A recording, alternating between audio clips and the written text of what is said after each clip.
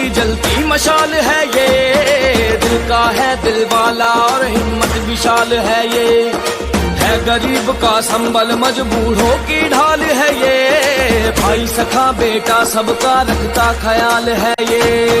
विजयी होगा बिहार और जन जन की होगी विजय, एक स्वर में हर घर घर से ललकार उठी है ये।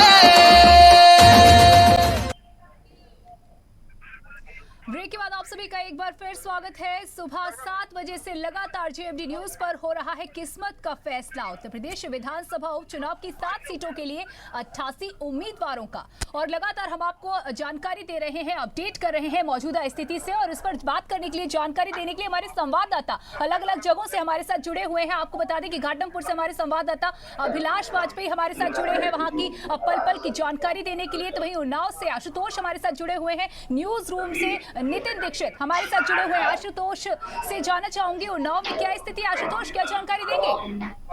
आपको बता दें कि उन्नाव में भारतीय जनता पार्टी के प्रत्याशी ने जो बढ़त बनाई हुई वो लगातार जारी है, और अब तक 11 राउंड की मतगणना हो चुकी है, और जिसमें प्रत्याशी भारतीय जनता पार्टी के प्रत्याशी जो है वो लगभग 11,000 वोट से आगे हैं। जी, अन्य दलों की क्या स्थिति?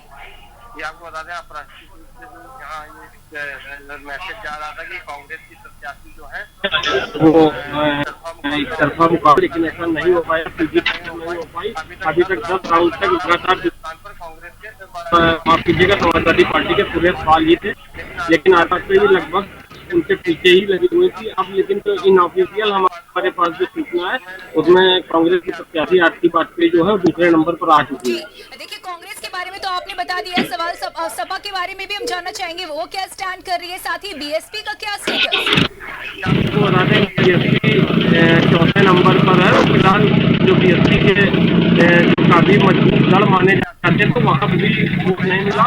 और लखनऊ में घटनाक्रम हुआ था, मायावती बीजेपी के साथ जाने का बयान दिया था, उसके बाद से मुस्लिम मतदाताओं की भी थी, जिसके कारण जिसका उपचुनाव में सीधा असर दिखाई पड़ा, खासकर उन्नाव में। क्या तो मजबूत प्रत्याशी कांग्रेस और जुड़े रहिएगा हमारे साथ। हम अपने दर्शकों को बता दें कि घाटमपुर से हमारे संवाददाता, जैसे कि हमने बताया कि अभिलाष वाजपेयी हमारे साथ जुड़ चुके हैं। अभिलाष, घाटमपुर को लेकर के क्या स्टेटस है, क्या जानकारी देंगे? जी नंदिनी, देखिए अभी तक 9 राउंड की काउंटिंग यहाँ पर हो चुकी है, और जैसा कि 9वें राउंड का भी जो रिजल्ट आया है उसमें करीब 1606 वोटों से जो भाजपा के प्रत्याशी हैं उपेंद्र पासवान वो अभी बढ़त बनाए हुए हैं। और आपको बता दें कि जो पहले और दूसरे राउंड की काउंटिंग हुई थी उसमें कहीं न कहीं बसपा आगे थी, तो उसमें ऐसा माना जा रहा था कि जो बसपा है वो लगातार शुरू से पहले राउंड से बढ़त बनाई हुई है, तो आगे भी बढ़ाई रहेगी। लेकिन 2 राउंड के बाद हम तक नहीं पहुंच रही है, हम देखते हैं इसको। लेकिन आपको बता दें कि हमारे साथ न्यूज रूम से नितिन दीक्षित भी जुड़े हुए हैं। नितिन दीक्षित, जिस तरीके से जो हालात बन रहे हैं, उलट पुलट हो रहे हैं, जो एग्जिट पोल था और जिस तरीके से रुझान आंकड़ों में परिवर्तन ला रहे हैं लगातार, क्या कुछ कहेंगे इस पर? देखिए, एग्जिट पोल की तो अगर बात करी जाए तो एग्जिट पोल तो 2014 में भी ऐसा ही आया था कि बताया जा रहा था कि कांग्रेस सरकार बनेगी, लेकिन अखिलेश ने पूर्ण बहुमत सरकार बनाई थी। वहीं जब मायावती मुख्यमंत्री बनी थी तब भी एग्जिट पोल ने यही कहा था कि मायावती सरकार नहीं बनाएंगी, गठबंधन की सरकार बनेगी, लेकिन मायावती ने भी पूर्ण बहुमत की सरकार बनाई थी। लेकिन अगर इस उपचुनाव में देखा जाए तो मोदी लहर कहीं ना कहीं तो दिखाई दे रही है, जबकि कोरोना काल के चलते किसी बड़े नेता ने कोई भी जनसभा नहीं आयोजित करी थी। वहीं बिहार में भी कोई ऐसी बड़ी जनसभा नहीं आयोजित करी गई थी जिसको लेकर कि कुछ स्टार प्रचारक मैदान पे उतरे हो। लेकिन मोदी लहर की अगर बात करी जाए तो मोदी लहर तो देखने को दिखाई दे ही रही है। जी, तो मोदी लहर इस बार भी दिखाई दे रही है, साफ तौर पर आपने बोला। अगर बात की जाए जिस तरीके से सपा को माना जा रहा था कि मुख्य प्रतिद्वंदी जो है बीजेपी की वो सपा है, क्या लगता है? लेकिन इधर सपा पिछड़ती भी दिख रही है, तो नुकसान तो सपा को हो रहा है। इसको लेकर के किस तरीके की प्रतिक्रियाएं आ रही हैं? लेकिन अगर बात करी जाए राम मंदिर की, अगर सपा कहीं से पीछे हो रही है, तो अभी तक बात करी जाए कि राम मंदिर बीजेपी के लिए बहुत बड़ा मुद्दा है, जो राम मंदिर नहीं बन रहा है। लेकिन अब योगी सरकार ने राम मंदिर का किया, तो कहीं ना कहीं अगर देखा जाए तो राम मंदिर बनने के बाद भी एक बहुत बड़ा मुद्दा है, क्योंकि हिंदू वोटर को रुझाने के लिए बीजेपी जो है कहीं ना कहीं कुछ जरूर खेलती है, जिससे कि हिंदू वोटर अपनी तरफ आकर्षित किया जा सके। जी बिल्कुल नितिन, बने रहिएगा हमारे साथ। हमारे संवाददाता घाटमपुर से अभिलाष वाजपेयी हमारे साथ जुड़े, उनसे जानते हैं उन तक हमारी आवाज पहुंच रही है कि नहीं। अभिलाष, आपसे हम अपडेट चाह रहे थे, स्टेटस क्या है घाटमपुर में? जी नंदनी, मैं बताना चाहूंगा कि 9 राउंड की काउंटिंग पूरी हो चुकी है और 9 राउंड में जो भाजपा के प्रत्याशी हैं वो करीब 1600 वोटों से आगे हैं। और जैसा कि मैंने आपको बताया कि जो पहले और दूसरे राउंड की जो काउंटिंग हुई थी उसमें बसपा ने बढ़त बना रखी थी और ऐसा माना जा रहा था कि लगातार ये बढ़त अभी 1-2 राउंड तक और रहेगी। लेकिन दूसरे राउंड के बाद से जैसा कि भाजपा ने अपना एक वोट बैंक मेंटेन किया था, तो वो देखने को मिल रहा है कि अभी 9 राउंड पूरे हो चुके हैं और 1600 वोट करीब भाजपा के आगे है। जी कुल कितने चरणों में, कितने राउंड में ये मतगणना होने की जानकारी दी गई है? जी देखिए, अभी जो यहाँ पर एग्जैक्ट बताया गया है करीब 30 से 35 जो चरण होंगे उसमें काउंटिंग की जाएगी। और जैसा कि अभी तक की जो आपको बात मैंने बताई है कि अभी तक जो भाजपा है वो बढ़त बनाए हुए है। और आपको एक चीज और बताना चाहेंगे कि भाजपा के प्रत्याशी को यहाँ पहले से भी मजबूत माना जा रहा था, क्योंकि कहीं ना कहीं जो यहाँ पर सिटिंग विधायक थी वो भी भाजपा की थी और उनके आकस्मिक निधन के बाद ऐसा माना जा रहा था कि कहीं ना कहीं जो सिंपैथी वोट है वो भाजपा प्रत्याशी को ही मिलेगा। तो ये जो बढ़त देखी जा रही है कि लगातार 9वें राउंड में भी भाजपा प्रत्याशी 1600 वोटों से बढ़त बनाए हुए हैं, तो कहीं ना कहीं ये दिख रही है। लगातार शिकायतें आ रही थी कि आधिकारिक तौर पर आधिकारिक जो रुझान है मतगणना की वो नहीं साझा कर रहे हैं। इस पर क्या अब तक कोई रुझान आधिकारिक तौर पर साझा किया गया? जी बिल्कुल, देखिए शुरुआत में कहीं ना कहीं अव्यवस्थाएं होती हैं थोड़ी बहुत। तो शुरुआत की जो पहले दूसरे राउंड की काउंटिंग थी उसमें इस तरह की अव्यवस्थाएं हुई थी कि जो आधिकारिक तौर पे वो लोग पुष्टि नहीं कर पा रहे थे कि कितने चरण की काउंटिंग हो गई और कौन आगे है कौन पीछे है। लेकिन जो शुरुआत के 1-2 चरण की काउंटिंग पूरी हुई है उसके बाद से लगातार अपडेट जो है वो बराबर अधिकारी हम तक पहुंचा रहे हैं और साझा कर रहे हैं। तो अब इस तरह की कोई भी समस्या नहीं है। शुरुआती दौर में अव्यवस्थाएं जरूर होती हैं जो दुरुस्त कर ली गई। जी अभिलाष, शुक्रिया जुड़ने के लिए, बने रहिएगा हमारे साथ। तो हम अपने संवाददाता उन्नाव से जो कि आशुतोष हमारे साथ जुड़े, उनसे भी यही सवाल जानना चाहेंगे। आशुतोष, आपसे जानना चाहते हैं क्या आधिकारिक तौर पर अधिकारियों की ओर से रुझान साझा किए गए हैं? जी आपको बता दें कि विभाग कोई जिम्मेदारी और आधिकारिक रूप से जो इन्फॉर्मेशन हुई था उस पर भी आंकड़े किए जा रहे हैं। और कहीं ना कहीं जब सत्तारूढ़ दल जब आगे चलता है तो चुनाव में आंकड़े साझे कर दिए जाते हैं। जहाँ कांटे की टक्कर होती है वहाँ आमतौर पर ऐसा देखने को मिलता है। तो फिलहाल 9 में ऐसी कोई स्थिति नहीं है, क्योंकि लगभग 11,000 की लीड 11वें राउंड में है। और हमारे जो सूत्र बता रहे हैं कि लीड ये बढ़ भी रही है लगातार।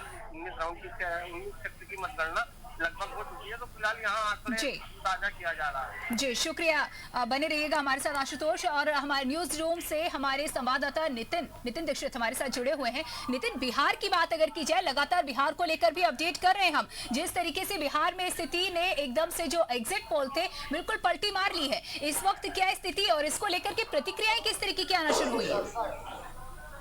जी आपको बता दें कि कहीं ना कहीं तो मोदी फैक्टर तो दिखाई दे रहा है। दूसरी बात और ये है कि अभी तक जो एग्जिट पोल बता रहे थे कि तेजस्वी यादव जो है मुख्यमंत्री बनेंगे बिहार के, लेकिन ऐसा अभी एग्जिट पोल के जो भी एग्जिट पोल आ रहा था उसका उल्टा हो रहा है। तो फिलहाल अगर देखा जाए तो एग्जिट पोल में 124 और एनडीए गठबंधन दल है वो 124 के आसपास है और जो आरजेडी है वो करीब 92-93 के आसपास है। तो कहीं ना कहीं तो मोदी लहर तो दिखाई दे ही रही है। दूसरी बात और ये भी है कि नितिन, अगर लहर की बात की जाए तो लहर तो उधर भी लहर की अगर बात की जाए तो लहर तो काफी देखी जा रही थी, बीजेपी की तरफ नहीं मानी जा रही थी लहर की अगर बात की जाए तो। और इस तरीके से ये परिवर्तन आ गया, इसमें क्या कहना है?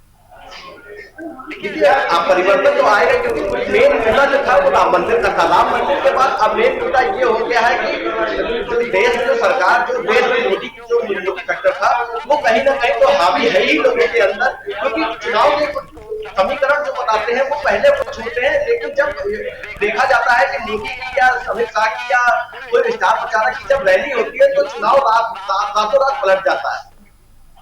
जी बिल्कुल, क्या माना जाए तेजस्वी यादव के जो जिस तरीके से लुभावने भाषण थे वो फेल हो गए। इन्हीं सबको देखते हुए तो माना जा रहा था, उन्हें पहले से घोषित कर दिया गया था कि वो मुख्यमंत्री होंगे अगले। इसको लेकर के उत्साह भी बहुत था कार्यकर्ताओं में, लोग मान चुके थे कि अब अगले मुख्यमंत्री यही होंगे, यही चेहरा अब सामने आएगा जो कि बिहार का प्रतिनिधित्व करेगा। और ये परिवर्तन, इस पर किस तरीके की प्रतिक्रियाएं दलों की ओर से?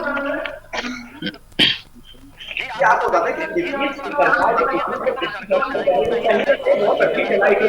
जो लोग थे वो बिहार में गुंडागर्दी के तरफ थे, लेकिन नीतीश सरकार में ऐसा कुछ भी देखने को सामने नहीं आया। इसलिए वोटर जो है वो कहीं ना कहीं इस बात को मानता है कि लालू की सरकार एनआर थी उसमें कहीं ना कहीं गुंडागर्दी ज्यादा थी। जब नीतीश और लालू गठबंधन था तो उसमें गुंडागर्दी कहीं ना कहीं इतनी ज्यादा थी।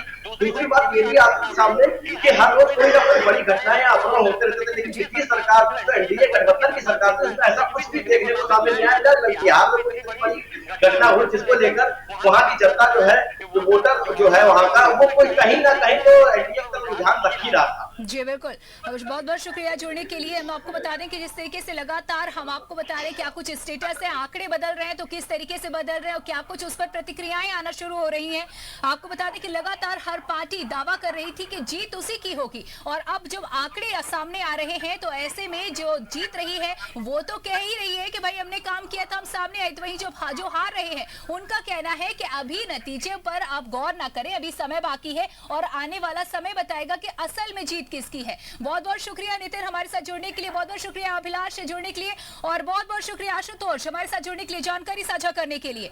तो आपको बता रहे किस तरीके से उत्तर प्रदेश विधानसभा उपचुनाव के लिए 7 सीटों पर मतगणना शुरू हो चुकी है सुबह 8 बजे से, और लगातार हर राउंड के साथ आंकड़े बढ़ते जा रहे हैं, बदलते जा रहे हैं और हम आपको लगातार अपडेट कर रहे हैं। तो वही बात अगर बिहार की जाए तो बिहार में भी मतगणना सुबह 8 बजे, और एग्जिट पोल जो बताया जा रहा था वो एग्जिट पोल कहीं ना कहीं अब बिल्कुल उलट हो चुका है, और ऐसे में लोगों में भी उत्साह है कि अब आगे क्या होगा। और वही पार्टी की अगर बात की जाए तो उसमें भी कहीं ना कहीं इसी बात को लेकर के इंतजार है कि अब आगे क्या होगा, आगे क्या होगा ये वक्त बताएगा।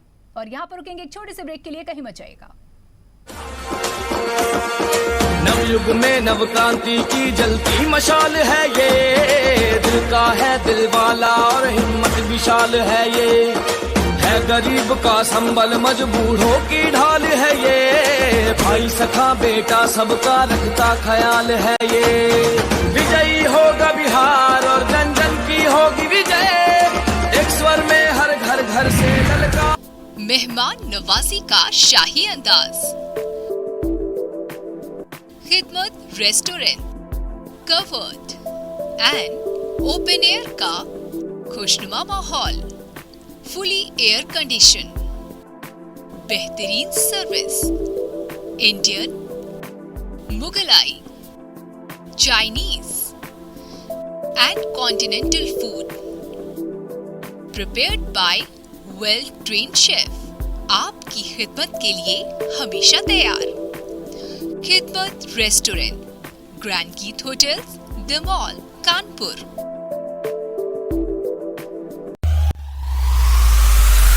अब डेन और आपका रिश्ता होगा और भी गहरा। सिर्फ 299 में लीजिए आनंद अपने मनपसंद चैनल्स का, न्यूज और मनोरंजन के साथ IPL और लाइव क्रिकेट, अनलिमिटेड मजा सिर्फ 299 में। आनंद साहब से लाइव गुरबानी, लोकल खबरें, भोजपुरी गाने व फिल्में, सिर्फ 299 में। ऑफर का लाभ उठाएं।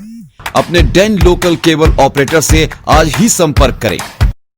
सुबह सुबह की पहली खबर से लेकर देर रात तक हर घंटे हम रखते हैं आपको खबरों से सजग, जो होती हैं सार्थक और जिनकी बुनियाद है सत्य।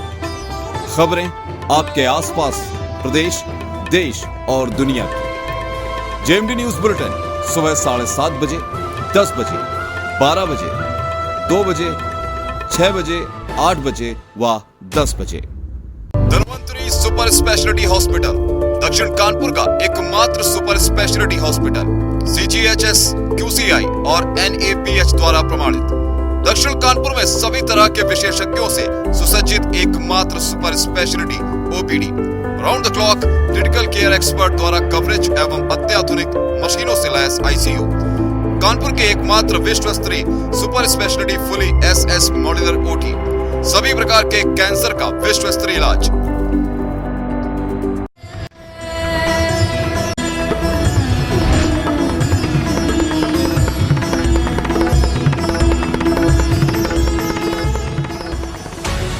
प्रभु श्री राम की तपोभूमि, लक्ष्मीबाई की विरासत, कालिंजर का किला, आला ऊदल की शान, कजरी का मेला।